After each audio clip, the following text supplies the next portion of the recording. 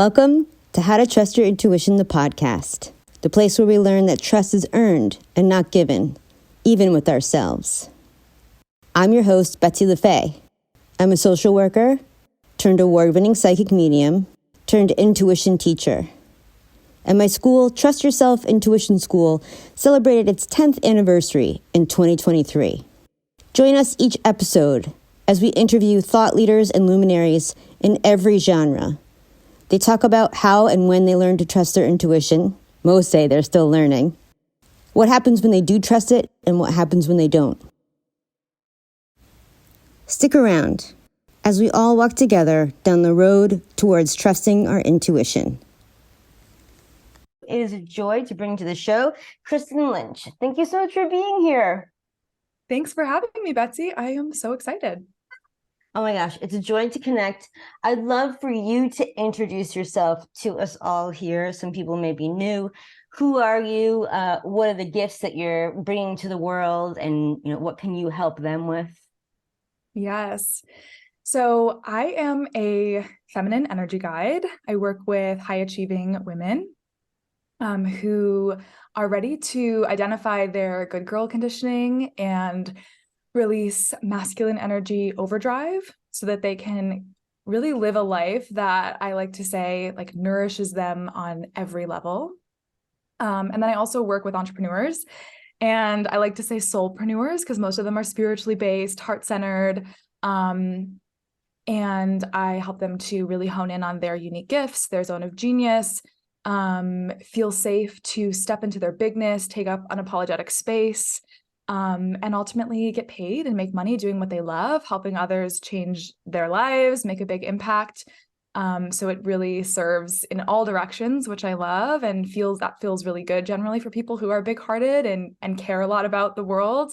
But they also get to make money and get paid. And I also host the Goddess Talk podcast, which I've been doing for over 2 years now. Neat. Oh my gosh. Well, thank you for sharing all of that. While you were speaking, I was just realizing what different type of a learner I am. Like my senses were being piqued in a different way because I read some of that stuff to myself just very recently, and the words connected differently as you were speaking. And I was like, oh, I actually get that part now. I'm actually, I'm not neurotypical.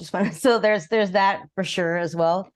But I want to talk about that part that clicked because I think it's fun, and I'd love to hear your take on it.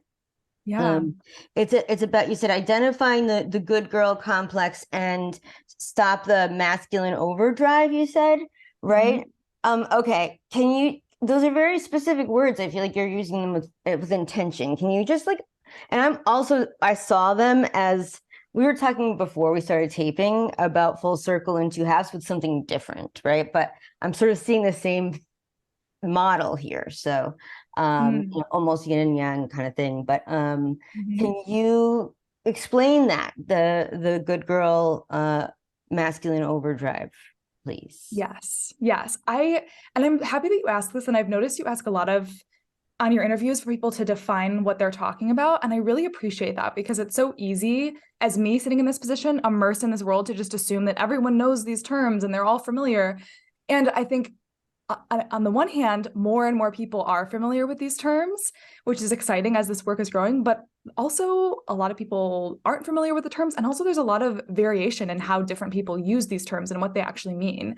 So I think it's really helpful to just define what we're talking about here. So, well, thank you. Let me just say, I actually do it for personally my sake because I'm curious about these things and I think I understand what you are talking about. But actually, in order for me to know if you and I are in alignment, I actually have to know what you're talking about. I'm just going to say that comes from years of relationship trauma where I've just assumed things.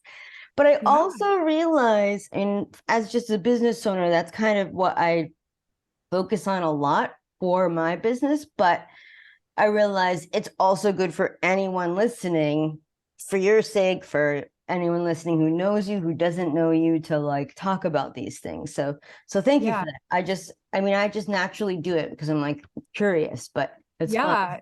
Yeah, well, and even within the masculine and feminine energy world, I mean, there are so many different bodies of work and philosophies, and their perspectives can differ greatly. Like, it's Yes. talked about from a Christian perspective through the Bible. It's talked about through the tantric perspective, Shiva and Shakti. It's talked about through Chinese philosophy, yin and yang. And so there are variabilities between all of that. So what Yes. I mean when I talk about feminine and masculine energy is I'm referring to these core dominant universal energies that both exist on a spectrum, each existing on opposite ends of the spectrum. And they are different than like men, women, traditional gender conversation. That's a separate conversation. These exist within everything in nature. And all humans have some level of both masculine and feminine energy. We typically have one that is more dominant than the other. That is our nature. But some of us are more naturally blended, like right in the middle. And also, as much as one can be dominant, they also shift. They shift throughout our day-to-day lives. Often when we're working, we're more in a masculine energy. And then when we come home at the end of the day, we're more in a feminine energy. They can also shift based on different seasons in our life. If we're like really going after our goals or we're trying to make things happen, we can be in masculine energy for an extended period of time. Or if we're like maybe healing from something, recovering from something, we can be in feminine energy for a long period of time. We can also be pulled away from our dominant or natural energy makeup as a result of cultural conditioning, especially here in the Western world. We are really comfortable with masculine energy. We are really oriented. Majority of us living in the Western world are really oriented towards the masculine, which is all about achievement and productivity. It's very logical. It's very it's very orderly. It's about, kind of control and discipline. It's fast, it's linear, it's step by step. And all of these are great, healthy qualities. And as we know, too much of a good thing is not so much of a good thing, especially for many women. This can really take a toll on our physical bodies from existing in this way. It can affect the way that we show up in relationships. It can affect the way that we show up for our work. Our creative life can really be impacted by being too much in our masculine. And so releasing masculine overdrive and reconnecting to our feminine energy is really about healing the programming that we've picked up that has shown us that the feminine is like inferior or weak or it can't be trusted, so that we can reconnect to those feminine qualities that I always say, like, for the modern woman are like medicine. So things like nourishment and sensing, sensuality, feeling. It's receptive, it's intuitive, it's the spirit, it's play and pleasure, and it's also like our wildness. It's chaotic, it's cyclical versus linear. So we reconnect to those qualities, we bring them into their day-to-day life. And then this other piece around good girl identity. Yes, that's what I wanted to know about. So I think all of us, again, have really been conditioned around energies to really lean towards and orient towards masculine energy. But I think women specifically have really been socialized to into their smallness, into shrinking, into being the people pleaser, into being, having to be nice and timid and like humble and almost self-critical and tame and pretty and thin and sexy, but not too sexy and definitely not slutty. And right, so we're like following all of these rules and we're walking this very, very, very narrow line. And that in and of itself is very exhausting. And that conditioning in itself leads us to more burnout, leads us to denying our needs and our desires, leads us to being really disconnected from who we truly are. And so when we also confront some of these ideas and these rules and this, how we've been socialized in this way, what I also find is then suddenly our voice comes back online. Suddenly we remember our power again. Suddenly we remember like our gifts and our value. Suddenly we discover our true selves. And then I see women who I'm working with who are like, I'm not even living my life. Like, this is actually where I want to be living. This is the work I want to be doing. This is the kind of relationship I want, the family that I want. This is how I want to travel. This is the kind of money that I want to make, right? Just like claiming all of that back that's been so suppressed for so long. So long-winded answer, but hopefully Oh, that that sounds fantastic. I'm like, that's context awesome. That was to a what I'm great, talking about. yeah, no, that was a great ending. That's great. Yeah, and like I'm literally just like I very rarely pause. Like it's not even like I'm a loss for words. I'm just like, wow, I'm just like digesting that. I'm like, okay, yeah, I get that. I get that. When I graduated with a BA in psychology in 2002, attachment work was only applied to children. Now, in 2023, it seems to be all the rage for a reason. Because knowing your attachment type, there are three main types: avoidant, anxious, and secure, really changes your life.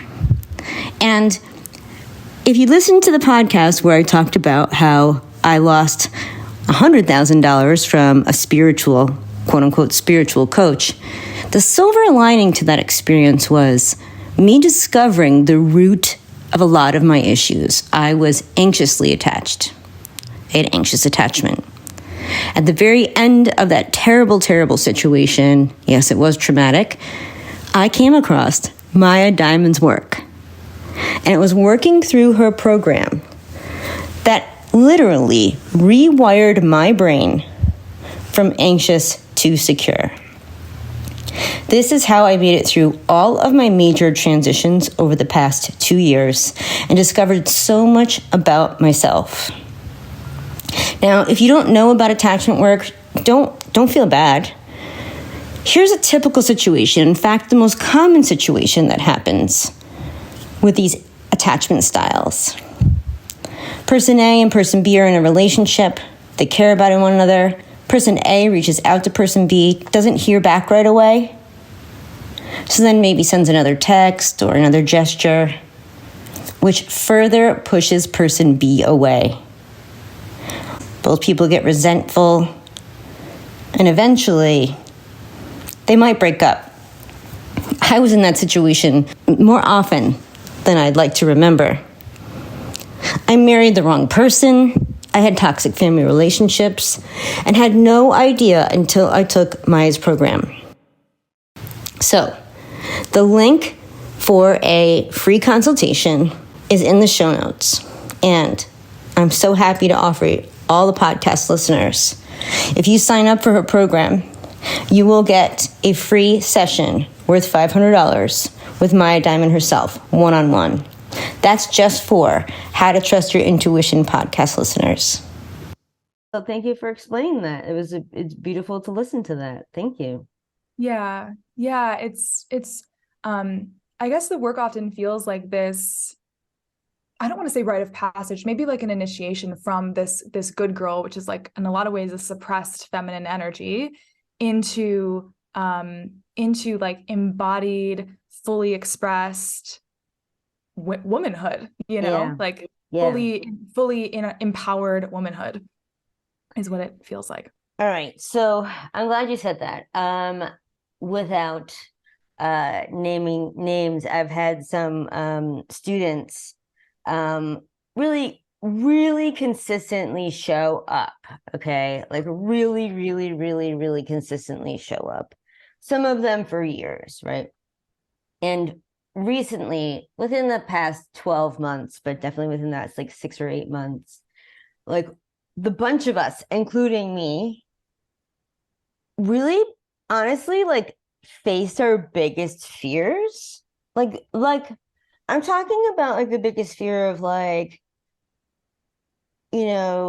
I'm afraid that if I'm sad or if I cry or if I'm depressed, it will like never end. Right. And like going in there for a long time, like I didn't hear from them for a little while, right? Basically a month, and they like come back and they're just like, and I'm like, and they're like, this is what happened, and they're looking bright and shiny and new, like not manic, like sufficiently like I just crawled out of a shell, but like still, and I was like, wait a minute, you realize that like this is what you've been saying for years was your biggest fear, is going into that deep darkness. And it's just like, whoa, like now we're now we're here. And I feel like you basically kind of just described that. And and again, I can't import everyone into my head to describe it so quickly, but I just definitely saw that whole wheel again, completion of a cycle there. Yeah, it's so interesting that you bring that up, actually, the darkness, because that's actually a feminine quality, is darkness, the void space, that space of unknown. And of course, the feeling and the emotional body is more feminine, generally. And the masculine is like the light. Right. And of course, that's what we're so comfortable with in our culture. Like, you ask people how they are and everybody says, okay. And we do that whole dance when that's typically not true. And so also a lot of what I do also is space holding for that darkness that's been so avoided, and building up the capacity, the willingness, the safety to go there, to go to the despair, the depression, the depths of anxiety and anger and rage and loneliness, frustration, like all of the muckiness, like the inadequacy, like all what lives underneath everything's fine, life is good and busy, like what's actually under there. Because often that also, living in that suppression, that's disconnecting us from who we truly are, that's disconnecting us from intuition. And so once we like go into that, first of all, people discover like it's a lot safer to be there than they thought. And actually it feels better to be in the feeling of even something as intense as like despair, hopelessness, than it does to be in resistance of it. It takes a lot more energy to be in resistance. And then on the other side of that is freedom, it's clarity, it's your authentic self. It's answers to things that you've been struggling with that are a result of all of that suppression. So just wanted to touch on that for a sec, because it's really interesting that you brought that up. I didn't even mention that. It's beautiful. It's beautiful. We've had a couple of people talk about helping people release resistance. And to me, it's always beautiful to hear it. I feel, for me, it's an accurate way to describe it. I am in the I, and that is, I am non-resistant. I'm just chilling, but it's helping me to have this mirror ball of all these beautiful people talking about, because that's what I help people with too. You know what I mean? And this is rather random, but totally an instance of that I just feel like sharing. I'm in this really awesome trip in my house now, where all of a sudden everything is being able to be used in a new way. Like, I'll be like, I really need to fix that thing there. Like, if this was arranged that way, it'd be so good. I'm like, there isn't a thing that exists. And I'll just like chill and do some other things for like not even like 15 minutes. And I'll be like, holy cow, this has been sitting there and this changes everything. And it's exactly what you're talking about, which is really fun, because I really am, for many reasons, I don't like to purchase brand new things, especially. I don't really purchase brand new plastic things at all, but the universe tends to like send me things for free. Like, I'll just find them, people will give them to me, whatever. I don't have a lot of things, but when this happens, like, it's a thing of like, I could buy something, I could pay someone, but like literally this goes here, that goes there, and then shoot, everything changes, and it's already right there in front of you, within arm's reach. I just like that sort of tangible example. It's very fun. Yeah. It's like being in that curiosity, that play of like, like what could happen here? And then that receptivity of like, what if I just got curious and stayed there and allowed the answers, the guidance, the solution to come forward? And like you said, showed up in 15 minutes, which is such a fun, just everyday example of this. Well, let's talk about how you were learning to get there. How did you learn? How are you learning? What's your story with that? Yeah, it's actually perfect that we trailed off on the lightness and darkness conversation too, because it totally ties into this story that I'm going to share. So it was a lot of darkness that brought me to my intuition. I believe it. So, Definitely, of course, still learning. I think more and more trusting my intuition has become my set point and the norm for me to operate. Yeah. But sometimes the fear is still really big and it's hard. Yeah. Or sometimes it's like a massive leap of faith that I'm being guided to, and I want to resist it. Sometimes this is, I think, the biggest struggle for me today is there's something that I really enjoy, but I know that it's not actually serving me. And so then I'm being called to let it go, but I'm like, oh, but I love this. It's so good. It feels so comfortable. It's like, right? Like, oh, like maybe around taking care of myself or something. There's like something that I really enjoy that I know isn't serving me, or a person, relationship. I'm like, but I love them, but you gotta let it go. It could be anything. Yes. Yeah. Mm-hmm. Yeah, that's the one that still loves to get me today. But so how I learned to trust my intuition was basically learning the repercussions of not trusting my intuition. That's what I say. Yep. You just got to pay attention. It was a big smack in the face from life for me, for sure. So I during college, I developed a autoimmune disease, and it really in a lot of ways came out of nowhere and completely just took me out.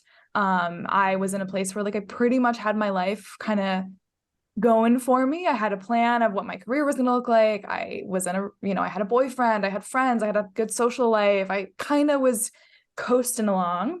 And I just got completely hit with this. And it was like fatigue and brain fog and intense digestive issues and skin issues and anxiety, depression. My hair was thinning, hormonal imbalance. I mean, my whole body was impacted by this.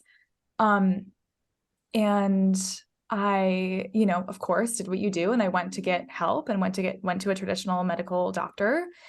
And I'll never forget like sitting in that white, sterile. You're all ready for your vacation. It's really hectic getting here, but you're seated in your airplane seat, looking out the window, and you hear the pilot come on the intercom. Good day, everyone. It's a beautiful day outside, 71 and sunny. As you're aware, to get to where we're going, we need to fly over that mountain range, and sometimes there can be a little bit of turbulence. I'm about 80% sure we'll get there safely. So buckle up, relax, and enjoy your flight. I know that sounds like an absurd situation, but when I put this in context of trusting yourself and trusting your intuition, and I ask people on a scale of 1 to 10, 10 being the most, how much do you trust yourself? 8 is a very high score when asking people. So if you fall on a 2 to 4 range, you're totally not alone. Now picture this other scenario. You're out to lunch with a friend, and the friend says that they've been having a really difficult time learning French. You ask the logical question, are you taking a class? And their answer is, well, I'm taking Spanish. Guess what? If you want to trust yourself deeply, if you want to have an easier time making decisions, break through blocks, connect with people, know who to connect with when, there's a class for that. I've actually helped thousands of people truly trust themselves in uncertainty, in times of doubt or fear, shame or guilt. And I have a free masterclass called Intuition 101, How to Trust Yourself in Uncertain Times, that will tell you everything you need to know in order to learn to trust yourself. The link is in the show notes. However, you can also go to howtotrustyourintuition.com, all spelled out. I'll never forget like sitting in that white, sterile office and just being looked at straight in the eyes and being like, yeah, there's really nothing that we can do. The typical route for this is you get worse and worse as your body attacks. For me, it was a thyroid autoimmune condition. So you get worse and worse as your body attacks your thyroid until eventually it is almost or completely destroyed by your own immune system. And then at that point, your thyroid hormones will be completely gone, and you'll qualify to go on a synthetic hormone, and you'll qualify for basically a drug. And then you'll be on that for your life, and you'll manage the symptoms. And wow, hearing that was such a rock bottom moment. I felt just so hopeless in that moment. And my life really fell apart after that, where, I couldn't really have a social life. I couldn't just be out till 4 a.m. doing what college kids do. Like that was not an option for me. It was hard on my relationship. I was struggling to like just do college and get good grades. Like everything was impacted.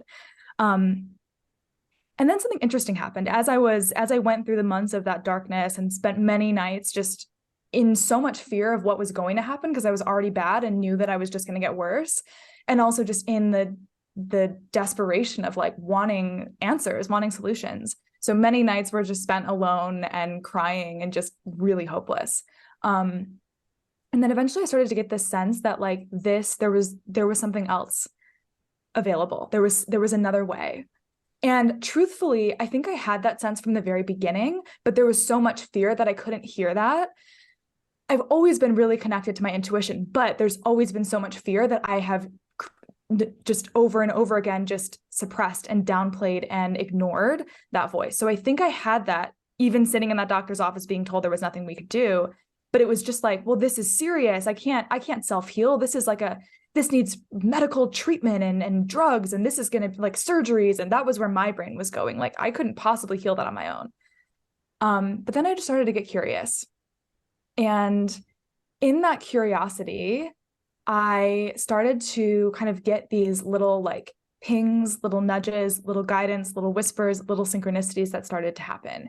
And I would start to just in really small ways follow them. So one day I'd get a ping to go research something. And then I found an anti-inflammatory diet that ended up like offering me so much healing. And then I started finding like practitioners and healers who helped me identify some of the patterns and limiting beliefs that were keeping me sick and stuck. And then I found a life coach. And then I found, supplements and just lifestyle changes that made so much difference for me. And I basically completely healed on my own.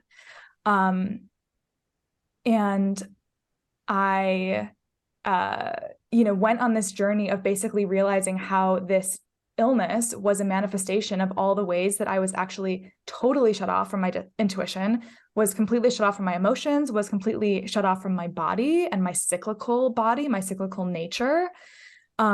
And how actually this dark night of the soul was like a gift. It was an awakening. It was showing me what was actually true for me, who I was meant to be. It was bringing me back home to my body, bringing me back home to my spirit, my intuition, my needs and my desires, like all those that had gone suppressed for all those years. And so, the more that I healed, the more that I just started, finding myself again. And, eventually that experience just became a wake-up call and a spiritual awakening. And I started to lean into my spirituality more and more, trust myself more and more. And that took me on a whole journey of trusting my intuition from there and continuing to learn that lesson again, although never in such a intense, like devastating wake-up call, punch in the face moment, like getting on board before I got to that point. Wow. Well, almost before you got to that point. I mean, I think you got maybe a lesser punch, but still, that's not a lesser punch for anything else. That's a beautiful and intense story. Thank you. I am so thrilled for you for self-healing, and mentioning all of the mix of things that helped. That's amazing. Yeah, I have some similar stories. In my most recent story is a success story of my intuition guiding me what to do and telling me everything was going to be fine. Although it was a major deal, I went to the doctor the next day because it was wild. And the doctor looked at it and was like, "Oh, you're going to be fine. Just wash it and keep it clean and come back in a month." And I'm like, "All right." And 3 weeks later, you couldn't tell that there was more than just a little blip going on there. So this is coming from being gaslit by, all of that stuff before for other things. So high five.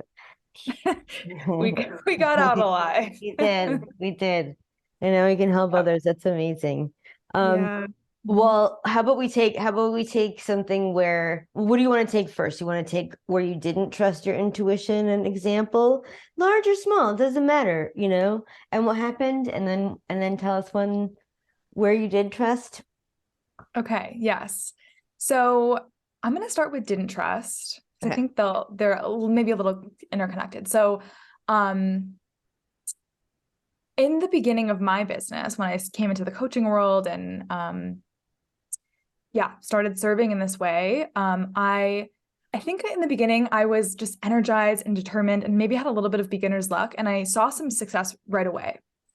And then I struggled for a while, and I struggled to sign clients altogether, or if I was signing clients, they were totally misaligned. I struggled to grow. I just struggled to see any kind of success for, so a good amount of time there. After that initial kind of burst, and being someone who, I have a business degree, I have a background in marketing. And so I wanted to grow by, listening to what all of the experts were saying and all of the multi-7 and 8 and 9 figure entrepreneurs, like what they were talking about, and be in their circles. And so I was like building out the Facebook ads and doing the funnels and doing all of the fancy lead generation and the big launch campaigns and like all of the and like, I have so much love for that version of myself too, because I cared so much and I was so excited and determined. Yeah. But I was also like really just following the rules again and trying to get it right and trying to be perfect and trying to people please more, and had those good girl masks on again that were showing up as like, let's be professional and let's, hold it all together and show that you're perfect and you've got it all figured out. That's what's going to get you far. And I was getting these little pings of like, what if you just went on and shared your story? Like, what if you just shared your heart? What if you just shared the messages that you feel so moved and compelled to share? What if you ask the spirit of your business what it wants for you, why you're even here? I love that.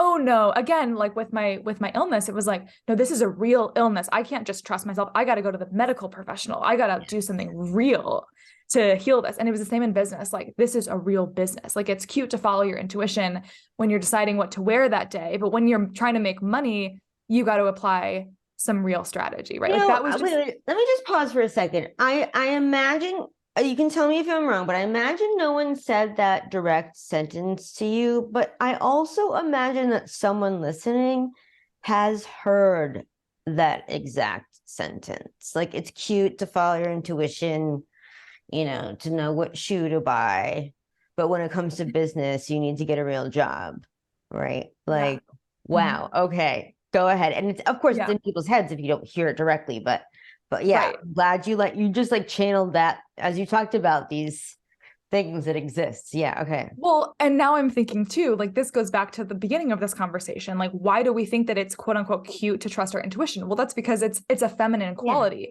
and the feminine couldn't possibly be powerful or trustworthy. It couldn't possibly be wisdom that we would actually want to listen to for anything real or important. It's just, it's like diminished down to something that you might play with if you were deciding what to wear that day, but it's not like something that we would trust to heal our bodies, to grow a business. And to that, I've learned for sure that is not the truth at all. That is a lie that we, and like you said, some of us are told that verbatim. Some of us, we just pick that up as we observe the world around us and maybe through our own experiences. But anyway, so went on this whole kind of stumbling of like trying to make it happen, but just working to exhaustion and so much behind the scenes, and was getting those whispers of like, maybe you should just show this. Maybe you should just open your heart. Maybe you should just like literally express yourself.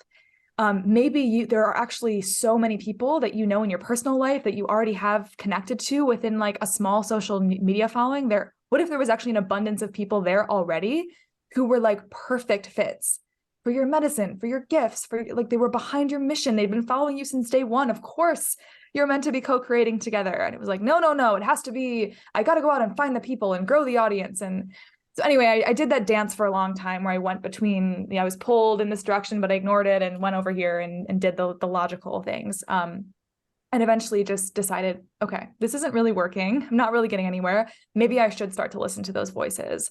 Maybe I should start to listen to that guidance. And what I started to see was it worked. It really turned things around. And I really started to see that one, trying to do all of the fancy strategy was not only me being afraid to trust myself, but it was also a way that I was avoiding really showing up authentically and really avoiding that visibility and that bigness, because it was a lot safer to sit behind my computer and try to work on a funnel without ever engaging with another human, or sit behind like a fancy professional brand and professional photos. That was actually a lot safer than coming forward and saying, you know, here's my story of going through this and going through that. And like, that was a lot safer for me. So that was another reason that I unconsciously resisted that guidance that I was getting. So, anyway, yeah, as I started to, you know, and I have some structure. I don't think that we should just completely fly by the seat of our pants. Like, I have some structures and some strategies that I follow, but there's so much room for spirit. There's so much room for intuition. There's so much room for wisdom.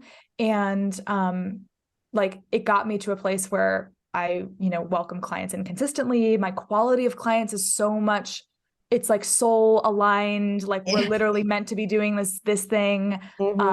And, you know, started my podcast and grew my audience and got the speaking gigs, and all of those things happened as a result of making that shift. Wow. Okay. So that's basically, you trusted yourself and that's what happened.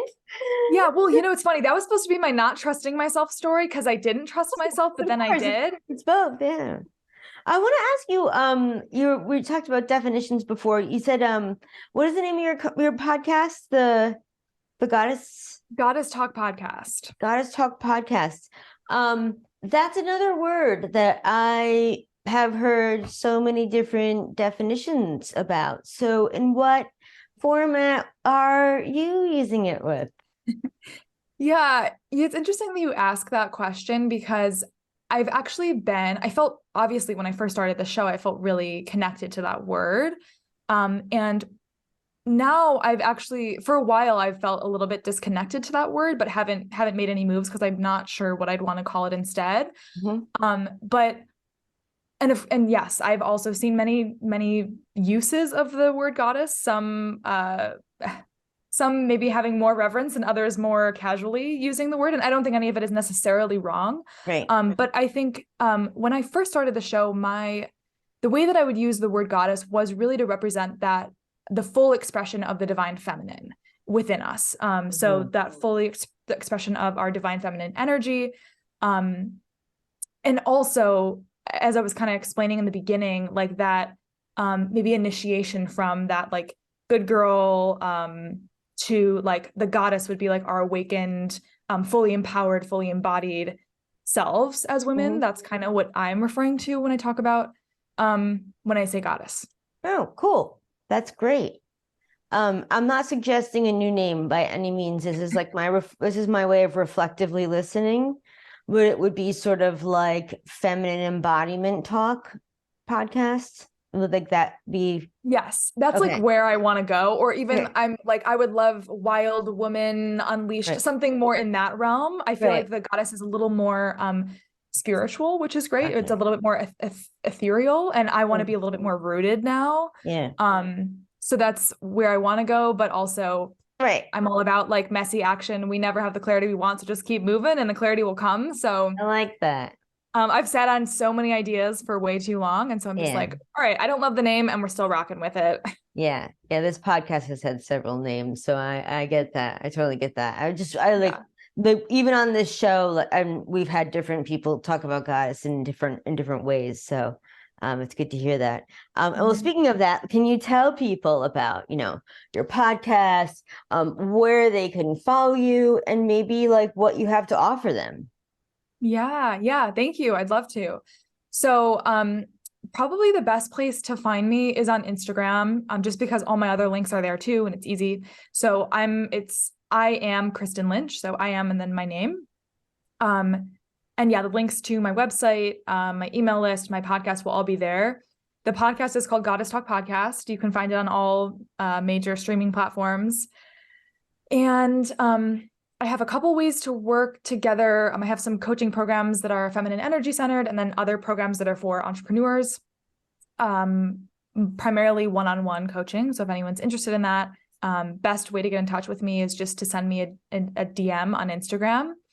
I'd also just love to hear from anyone who has listened to this conversation. If it spoke to you, hit home, resonated, if you just have questions about it, I'd love to connect. So just send me a DM and say hi. Yeah, that's where you can find me. I have an unexpected last minute question. I don't think I've ever thrown one in at this. Lay it on me. I'm excited. So in your introduction, there's a part, I love it at the end, towards the end, where it's like, you know, the soulpreneurs, and they can do it. They're healing arts and get paid, right? And like, there's definitely an emphasis there. So the quick question is just like lightning advice for someone who is struggling to ask for what they're worth, or ask at all, or ask for more, with money and receiving money. Just lightning thing for somebody. Okay. All right. What is coming through to me in this moment is you want to see how it is actually in service to everyone involved for there to be equal energetic exchange, and why it's actually important that the people that you are serving pay. Them paying for your gifts, for your services, for your healing is a way that they show reverence and respect to you, but it's also a way that they declare that they like trust themselves enough to take this seriously, that they are committing to something, that they want to really pour themselves into it. It actually serves as a catalyst for them to really show up fully and take the work or the healing or the art seriously. And of course, and then also you really are like sustained and nourished and supported also by the money, so that you can also, as the practitioner, show up fully for that space. So just really thinking of, really like reflecting on how this is a service in truly all directions is what I would say. Ah, that's beautiful. Thank you. Thank you for that. Well, this whole time has been beautiful. I'm really, really glad that we connected. Thank you so much for coming here today. Yeah, thank you so much for having me. It's such a treat to have this conversation to start my day. Yay! How to Trust Your Intuition, the podcast, is written, produced, and created by me, your host, Betsy LaFay. Music provided by Ben Talmy. If you don't want to be like that pilot that is 80% sure you'll get to your next destination safely, and you want to take the right class to learn the right language, and guess what? Intuition is a language. Head over to howtotrustyourintuition.com. I hope this podcast has been helpful to you. If it has, please forward it to a friend who you think it could also make a difference for. There's something that you can do for me and everyone else who listens to this podcast as well. If you hit subscribe, you'll never miss another episode. It'll also help the show get to other people. And of course, I know you've heard other podcast hosts say this before, but it's totally true. If you leave us a 5-star rating and a review, it helps other people like you discover this podcast. We all need to learn to trust our intuition. So, hit subscribe, give us a 5-star review, and write a little blurb while you're there. Your intuition will thank you.